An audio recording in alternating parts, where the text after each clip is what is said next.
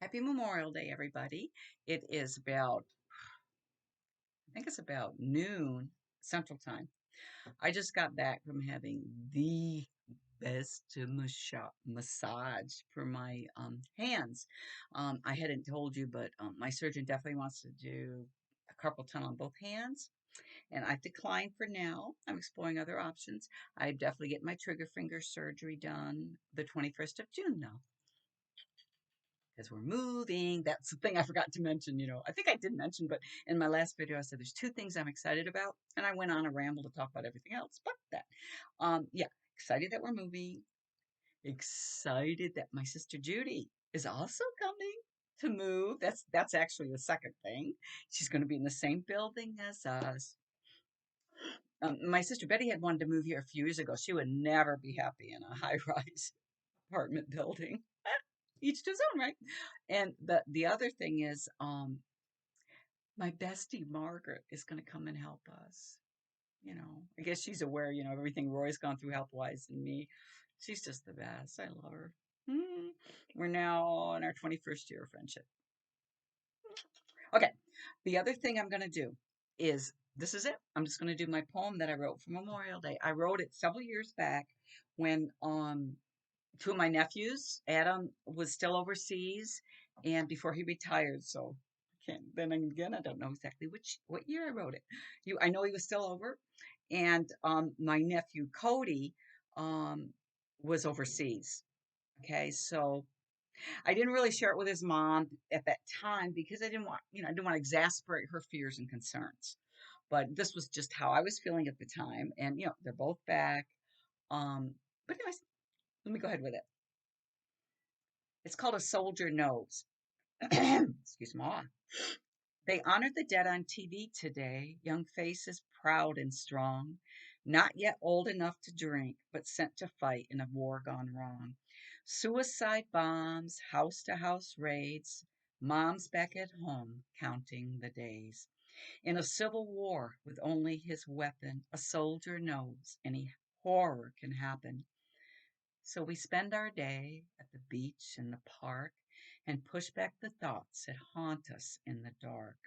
That presidents, lobbyists, and corporations make such decisions as this for our great nation.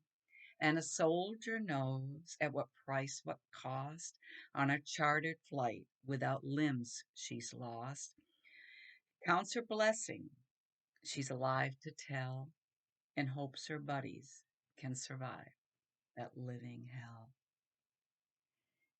You know, I think what people have a hard time distinguishing, and it's the same thing with kneeling, like Kaepernick kneeling and people kneeling for social injustice.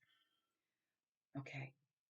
People think that's disrespecting veterans and the flag.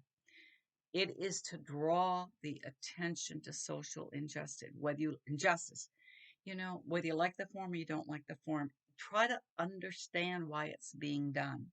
And as a vet myself, forced out of the military because of sexual harassment, um, you know, I love the flag. I honor the flag, but I also fight and stand for change so that all Americans can pursue liberty and happiness. Okay, that's the first situation. The other thing, the first commentary about that. The second commentary is war. It's like the definition of insanity is doing the same thing over and over again and expecting a different result. Okay. That might happen in a relationship, that could happen in a work situation, that could happen in your own personal life. You want a different result, but you keep having the same habits that don't, project you, step you into that end outcome. This is the thing, we love our vets. We love all our vets. I mean, yes, there's some vets that have been war criminals, and they need to be held accountable. And I know that there was one soldier that stepped up and spoke about the murdering and raping of civilians in Afghanistan um, by American soldiers. And we know stuff happened in Vietnam that shouldn't happen. Having said that, you can support your vets and hate and stand up against war. We that stand up against war, I guess you call us pacifist or unpatriotic. I don't know. No, you heard that poem. We don't want families decimated by war. We don't want individuals traumatized, by war.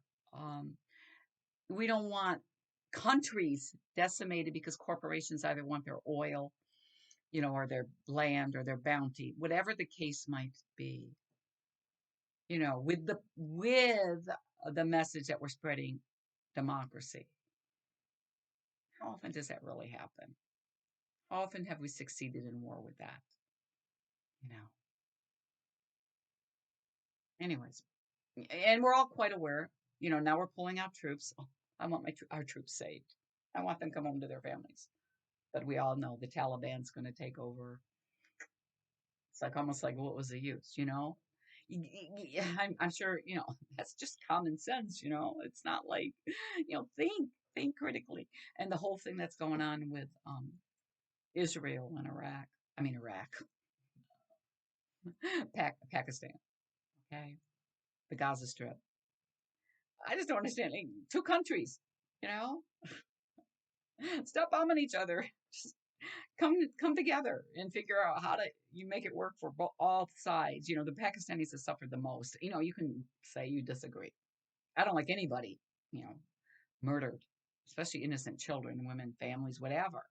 But they don't have the services or the resources. And this whole thing with Hamas, if that's taken over the Gaza Strip, that's got to be explored. If that's a terrorist faction, but not the Pakistani. You got to learn to separate things. It's just like you can, the North Korea dictator. That's not the people. The people are starving. So, you gotta, be able to think about. It's not all black or white. You got to ferret out, the issues, the scenarios, and think for yourself. Anyways, that's what I was doing when I wrote that poem. Hate's gonna hate, lovers gonna love. I love you all. Bye. Have a great rest of the weekend.